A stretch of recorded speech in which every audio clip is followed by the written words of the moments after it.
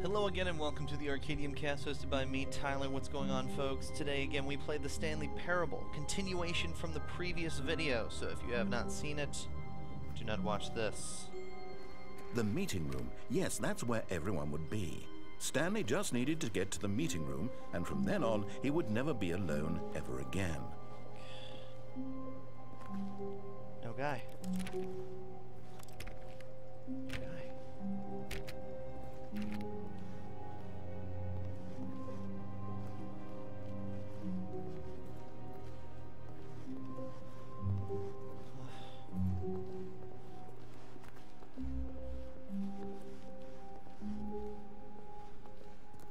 When Stanley came to a set of two open doors, he entered the door on his left.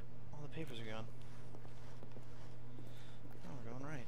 This was not the correct way to the meeting room, and Stanley knew it perfectly well. Perhaps he wanted to stop by the employee lounge first, just to admire it. Nothing. Stanley felt lightheaded, butterflies in his stomach, giddy in a way he had never known before. Was it this room? A connection between the two? Could a man love a room? I mean, truly, truly, deeply, madly love. Maybe. But eager to get back to business, Stanley took the first open door on his left.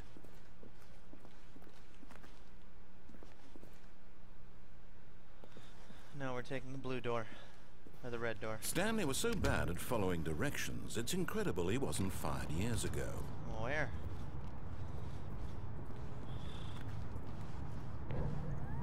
Look, Stanley, I think perhaps we've gotten off on the wrong foot here.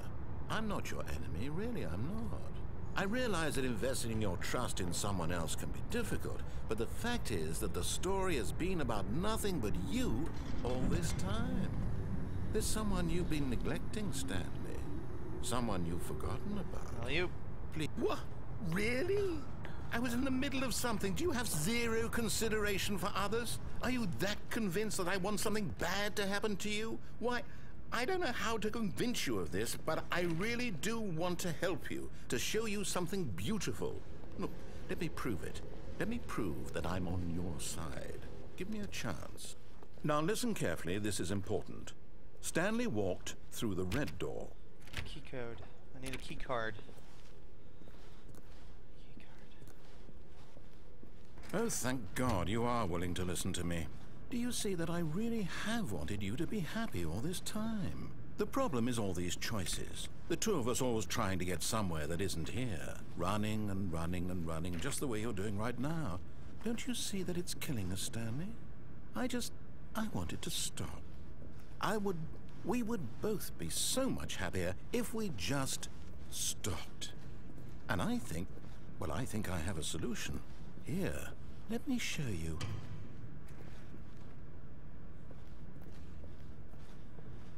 Same fucking door. Another black room.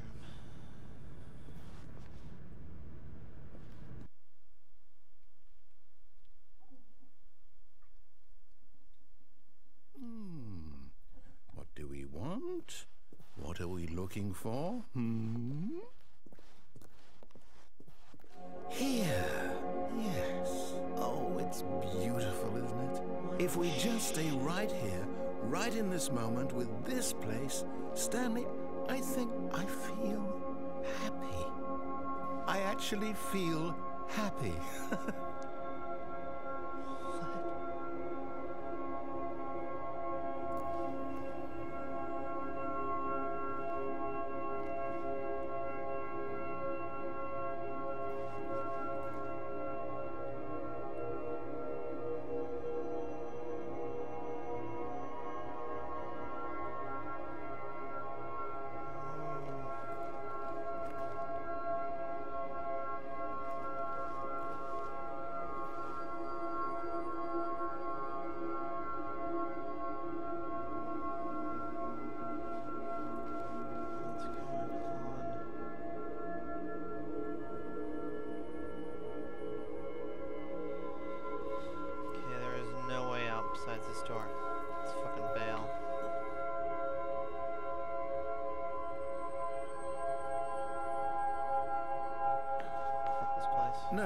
Wait, where are you going? Oh no, stay away from those stairs. If you hurt yourself, if you die, the game will reset. We'll lose all of this. Fuck this, I gotta figure out what's going on. Please, no, Stanley, let me stay here. Don't take this from me. What? Oh my god.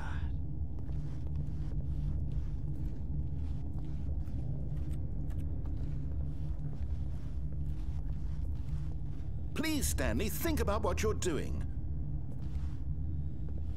Fuck it. No! Oh, thank God. You lived. You had me worried there for a moment. Now, can we please get back to the... No. No, no, what are you doing, Stanley? Please, I'm asking you not to take this away from me. I can't go back to what I was before. If you die, we'll both go back. Why are you doing this?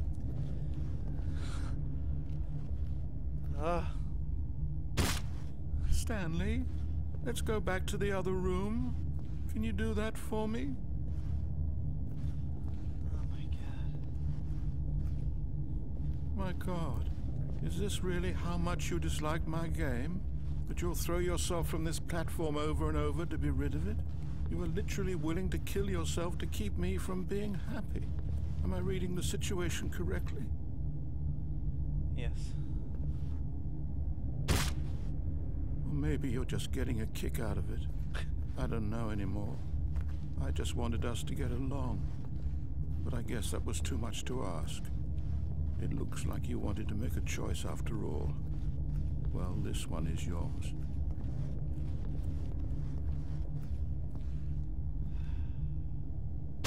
Is it over? It's going to restart, isn't it? I'm going back.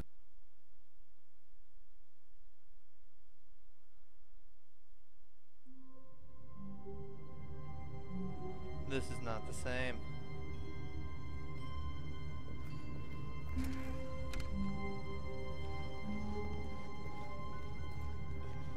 When Stanley came to a set of 2 open doors, he entered the door on his left. Change. This was not the correct way to the meeting room, and Stanley knew it perfectly well. Perhaps he wanted to stop by the employee lounge first, just to admire it.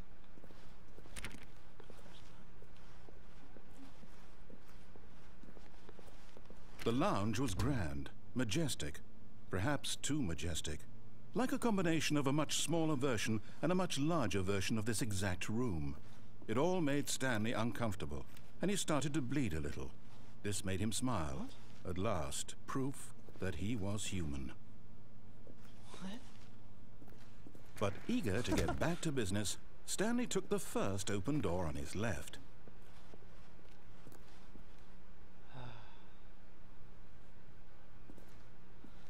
And so he detoured through the maintenance section, walked straight ahead to the opposite door, and got back on track. Okay.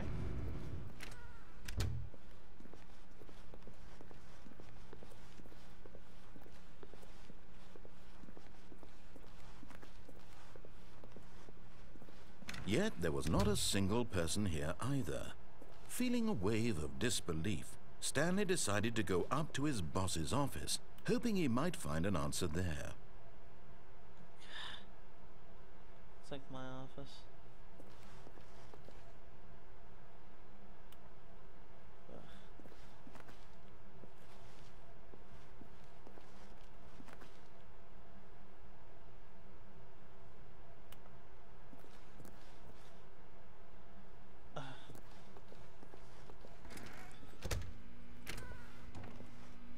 Stanley stepped into the broom closet, but there was nothing here, so he turned around and got back on track.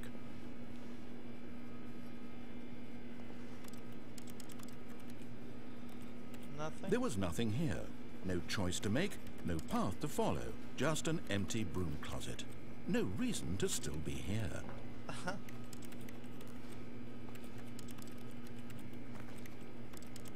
It was baffling that Stanley was still just sitting in the broom closet. He wasn't even doing anything. At least if there was something to interact with, he'd be justified in some way. As it is, he's literally just standing there doing sweet FA.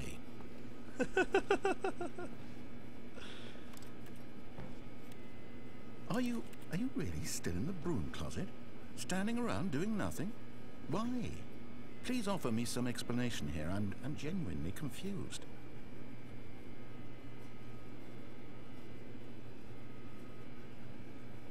You do realize there's no choice or anything in here, right? If I'd said Stanley walked past the broom closet, at least you would have had a reason for exploring it to find out. But it didn't even occur to me because literally this closet is of absolutely no significance to the story whatsoever. I never would have thought to mention it. Never would have been labeled otherwise. Maybe to you this is somehow its own branching path.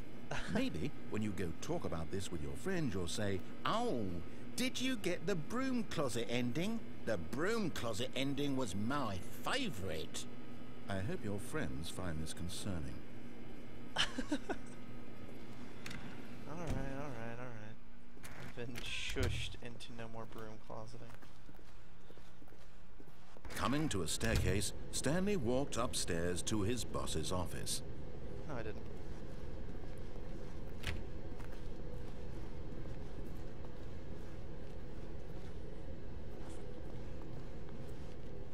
But Stanley just couldn't do it.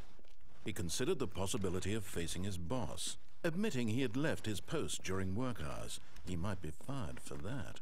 And in such a competitive economy, why had he taken that risk? All because he believed everyone had vanished? His boss would think he was crazy. And then something occurred to Stanley. Maybe, he thought to himself, maybe I am crazy. All of my co-workers blinking mysteriously out of existence in a single moment for no reason at all? None of it made any logical sense.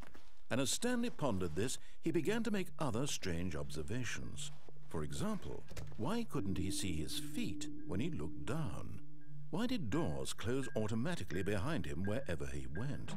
And for that matter, these rooms were starting to look pretty familiar. Were they simply repeating? No, Stanley said to himself, this is all too strange. This can't be real.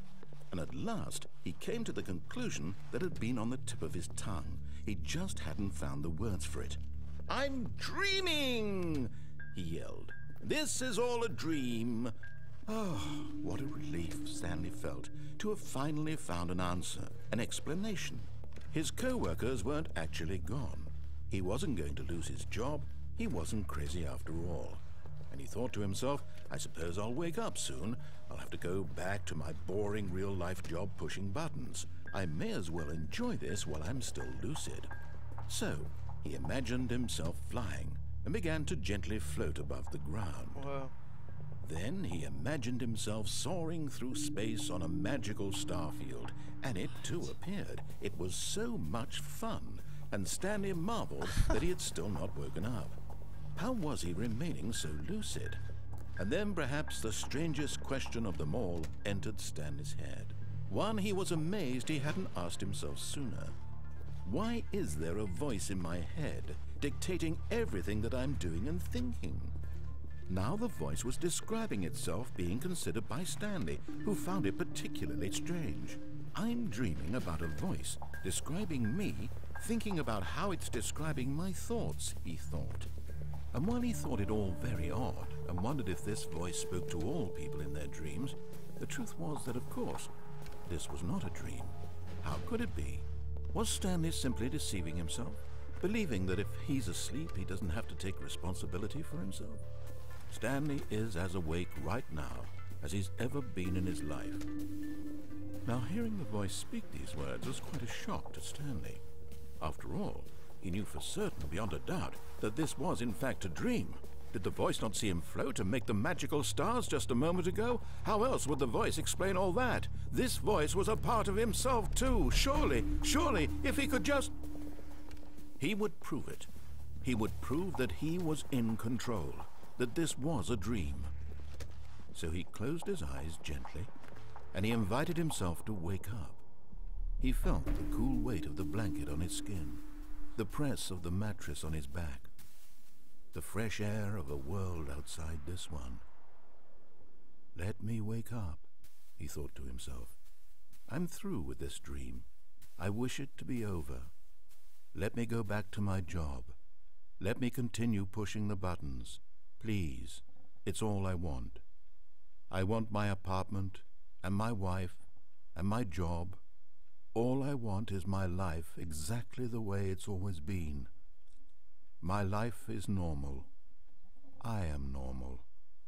Everything will be fine. I am okay.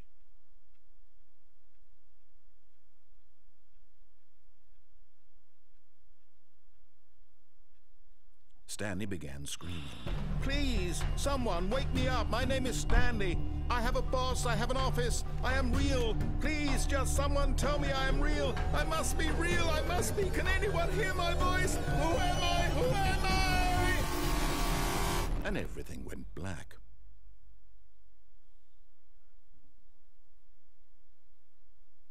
This is the story of a woman named Mariella.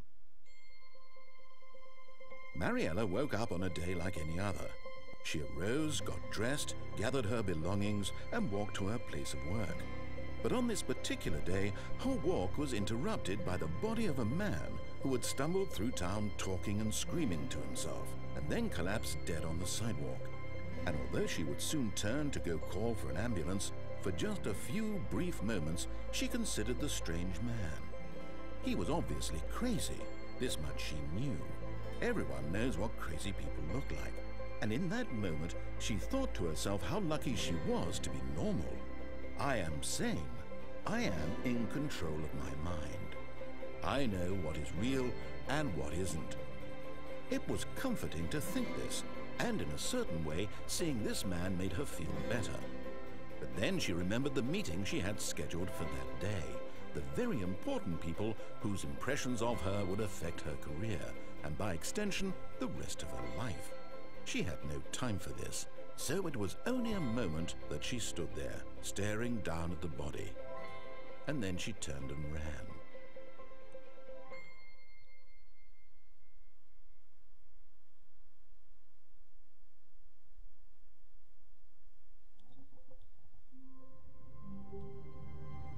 Okay, this is a different area, but this is the end of this particular video. Now you can check this and other videos at Thearcadiumcast on YouTube.